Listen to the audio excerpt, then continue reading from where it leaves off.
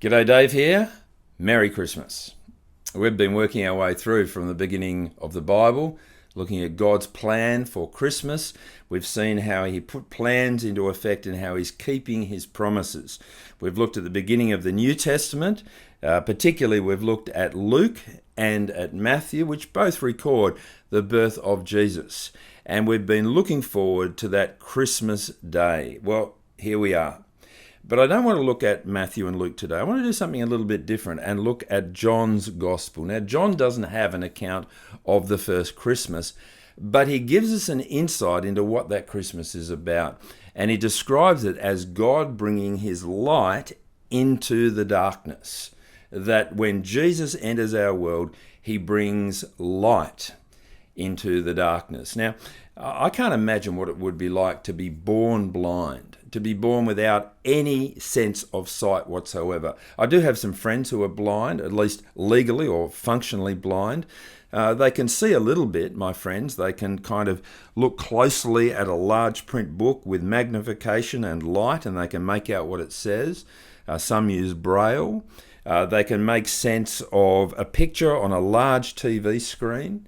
They can work their way around their home and maybe go to the shops with the aid of a guide dog or with friends. But to be completely, functionally sightless, blind from birth, I've got no idea what that would be like. People tell me that it's kind of like nothingness when it comes to sight. There is no sight. It's not a comparing of seeing a little versus seeing a lot. It's actually seeing nothing. You block an eye, what does that eye see? Nothing. You shut both eyes, what do you see? Nothing. Of course, we might still see images because our eyes have been at work, but I understand for the person born blind that they don't create those pictures in their mind in the way that a person who is sighted is able to do. And so life would be very, very different. And I think there are probably ways that a person born blind doesn't even know what they don't actually know. And there's so much that for me, a sighted person just takes for granted. I mean, I live in a beautiful part of the world, Bonny Hills, Rainbow Beach, and Rainbow Beach is well named. We get spectacular rainbows after a storm.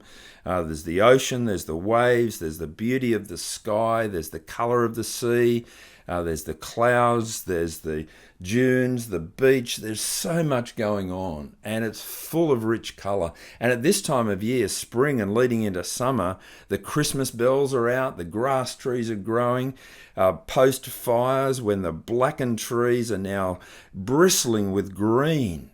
And the undergrowth has come up looking lush and so green.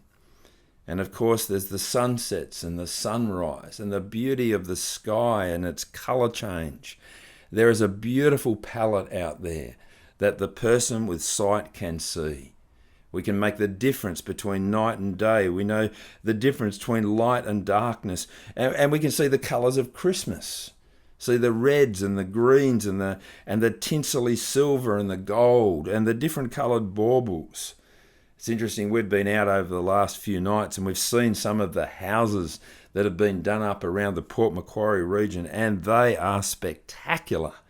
There's some where you round the corner and you just see light everywhere. On the roof, on the walls, on the windows, out in the garden, across the lawn, up and down the driveway. And then you'll see another house further down and it's like they're competing with each other. And the whole place is lit up in the nighttime with the colours of Christmas. Well, there was one particular house we'd been told about, and we made a point of going up to see, and it was extreme. I don't know what the power bill would be, but I can imagine that the lights would have cost a small fortune. But they were telling a message. It was hard at first to work out exactly what it was. There was so much light. There were lit up kangaroos and emus. There were deer. There were slaves and elves and, not slaves, sleighs and elves and Santa and all sorts of things in the houses around. But this place had a sign that was different. It said, Jesus is the reason for the season.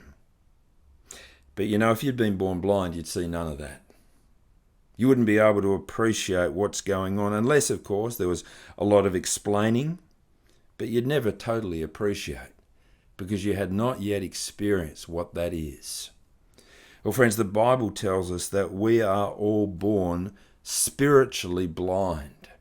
Spiritually blind.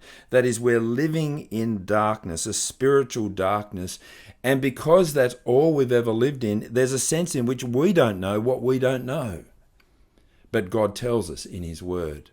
So I want us to have a look at John chapter 1, at the very beginning of John's gospel. And it might resonate for you if you can remember back to Genesis chapter 1 and verse 1, because it begins with these words, in the beginning.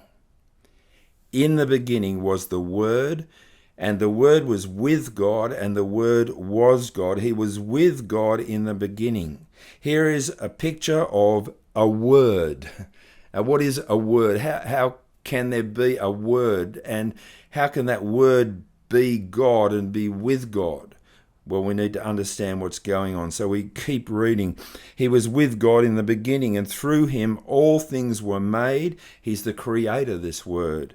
And without him nothing was made that has been made. He is the creator of all things, but he himself is not created. This word was with God in the very beginning, and this word is God from the very beginning. In him was life.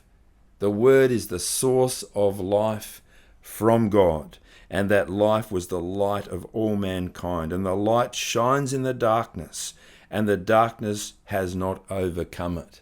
See, here's a picture of God and the Word is God, and the Word is with God. We have relationship here in the very nature of God, and God's Word comes to us.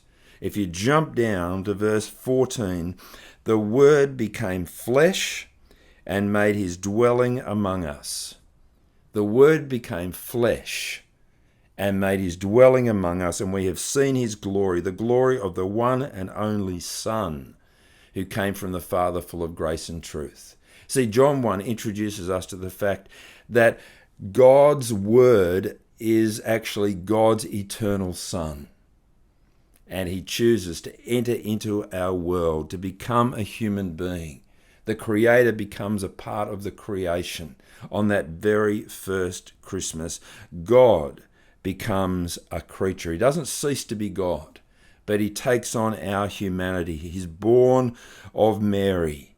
Here is God coming into our world. Here is the source of life and light entering into our darkness.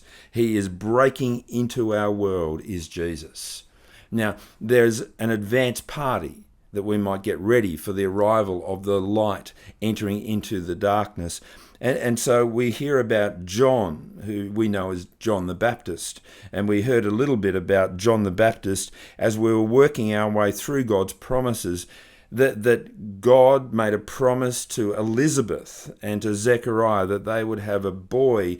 He would be called John, and he would point to the one coming after him. And so we read in verse 6, there was a man sent from God whose name was John. He came as a witness to testify concerning that light, so that through him all might believe. See, John is getting people ready for Jesus. That's what's going on. John is preparing people that they might believe in Jesus. He came as a witness to testify concerning that light, so that all might believe. He himself was not the light. He came only as a witness to the light. The true light, verse 9, that gives light to everyone was coming into the world. He was in the world, and though the world was made through him, the world did not recognize him. What an extraordinary thing, that the creator of the universe would come into the world and become part of the creation.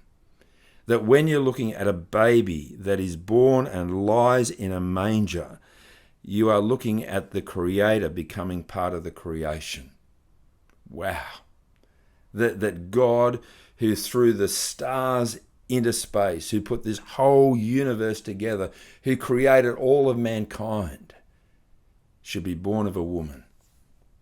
That's what we see. God entering into our world, the light entering into our darkness, bringing spiritual life spiritual light, spiritual vision. Jesus came into the world. And what happened? Verse 11, he came to that which was his own, but his own did not receive him. That's the sad reality. In the very first Christmas, we read the account of how King Herod actually rejected and sought to kill Jesus. And we'll discover that right through Jesus' life, people are always seeking to kill him, and eventually they will succeed. His own did not receive him. Verse 11, yet, verse 12, to all who did receive him, to those who believed in his name, he gave the right to become children of God.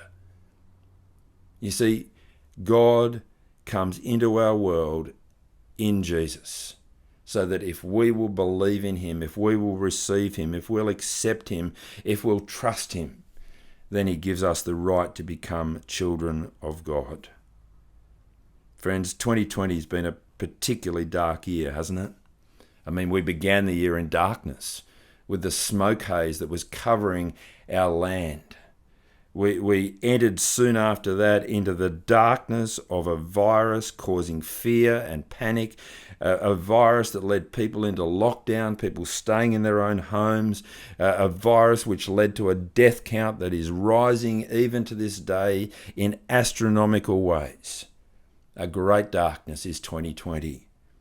And yet the darkness that we see and observe around about us is really just an indicator of the deeper darkness in our own spirit and soul. That without God, we are living in darkness. And that's why Christmas is so important. We might be tempted to kind of dismiss Christmas as being a festival that's really irrelevant, or a materialistic binge session that's really quite appalling.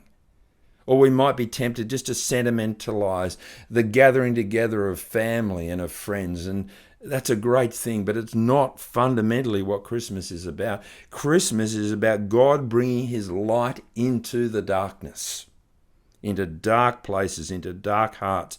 Christmas is God giving us a hope and genuine help for our future.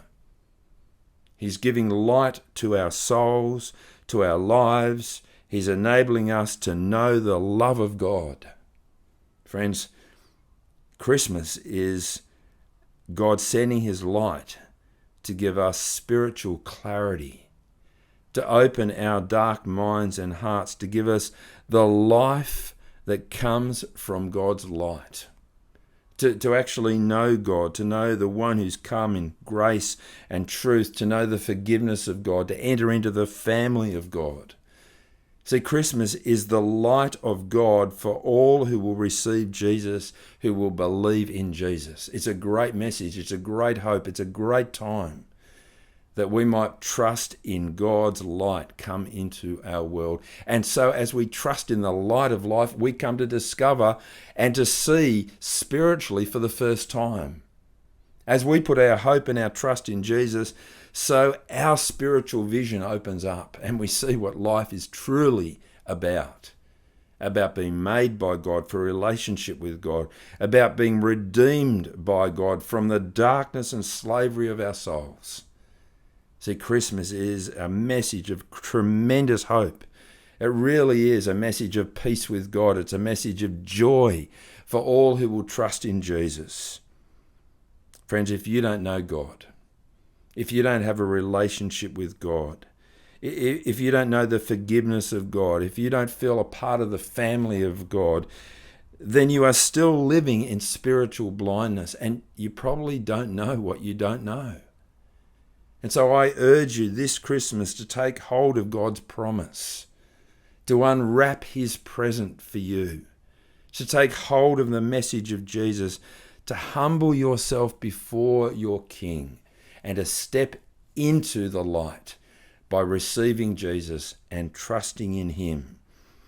And friends, as you drive about and you look at the Christmas lights, whether they're kind of pretty average, like our little red, green and blue flickering lights on our fence on the veranda, or whether they are the mass of lights hovering over houses and walls and gardens and lawns, or whether it is just that light of clarity in your mind and your heart. Remember, that's what Christmas is about.